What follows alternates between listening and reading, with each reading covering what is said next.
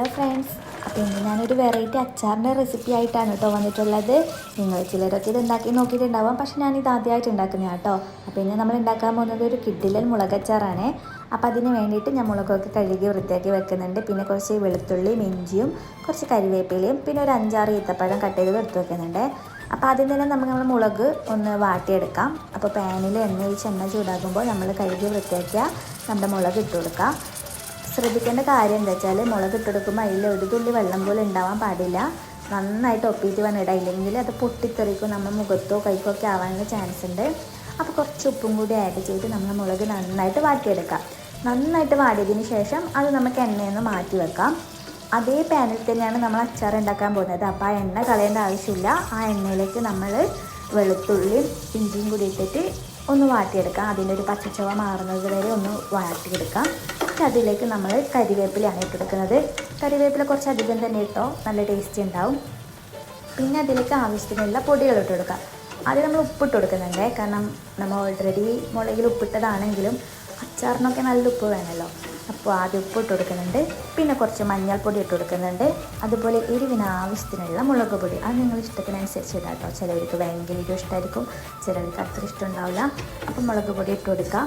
എന്നിട്ട് നന്നായിട്ടൊന്ന് വാട്ടിയെടുക്കാം. അതിൻ്റെ പച്ചമണമൊക്കെ മാറുന്നത് വരെ വാട്ടിയെടുക്കാം. പിന്നെ നമ്മൾ അതിലേക്ക് കായപ്പൊടിയാണ് ചേർത്ത് കൊടുക്കുന്നത്. അതിനുശേഷം നമ്മൾ വാട്ടി വെച്ച മുളകില്ലേ അതും കൂടി ഇട്ട് കൊടുക്കുന്നുണ്ട്. എന്നിട്ട് നന്നായിട്ട് ഇളക്കാം. കുറേ സമയം ഇളക്കണേ, എന്നാലും അതൊന്ന് മിക്സായി വരില്ല, ഇല്ലെങ്കിൽ ആ ഒരു കളറൊന്നും കിട്ടത്തില്ല. പിന്നെ ഇട്ട് കൊടുക്കുന്നത് നമ്മളെ ഈത്തപ്പഴമാണ്. എല്ലാ അച്ചാറിനും ഈത്തപ്പഴം കുറച്ചിട്ടാൽ ഭയങ്കര ടേസ്റ്റ് ആയിരിക്കും. ഇതിന് പ്രത്യേക ടേസ്റ്റാണ് കേട്ടോ. അതിനുശേഷം നമ്മൾ ഉലുവ പൊടിച്ചതും കടുക് പൊടിച്ചതും ചേർത്ത് കൊടുക്കുന്നുണ്ട്. കടുക് പൊടിച്ചത് കുറച്ച് അധികം തന്നെ ചേർത്ത് കൊടുത്താൽ നല്ല ടേസ്റ്റ് ആയിരിക്കും കേട്ടോ. അപ്പോൾ കടുക് പൊടിക്കാൻ അത് ജസ്റ്റ് ഒന്ന് ചൂടാക്കിയിട്ട് മിക്സിയിൽ ജസ്റ്റ് ഒന്ന് കറക്കിയാൽ തന്നെ അതൊന്ന് പൊടിഞ്ഞ് കിട്ടും. അപ്പോൾ അതും കൂടി ഇട്ടിട്ട് നന്നായിട്ട് മിക്സ് ചെയ്യുക. പിന്നെ ഒഴിക്കുന്നത് പുളിവെള്ളമാണ് കേട്ടോ. പുളിവെള്ളം കൂടി ഒഴിച്ചിട്ട് പിന്നെ നന്നായിട്ട് ഇളക്കുക.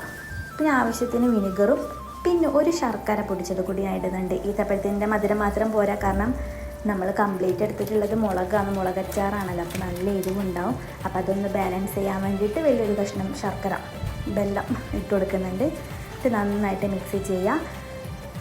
ടേസ്റ്റ് പറഞ്ഞറിയിക്കാൻ പറ്റില്ല, ഭയങ്കര ടേസ്റ്റാണ്. എരിവുണ്ടോ വെച്ചാൽ എരിവുണ്ടാവും, പക്ഷെ നമുക്ക് കൂട്ടുമ്പോൾ അതൊന്നും മനസ്സിലാവില്ല.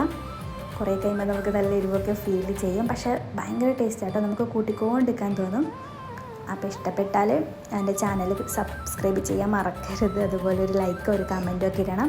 അപ്പോൾ അടുത്ത റെസിപ്പിയായിട്ട് വീണ്ടും കാണാം. Okay, by.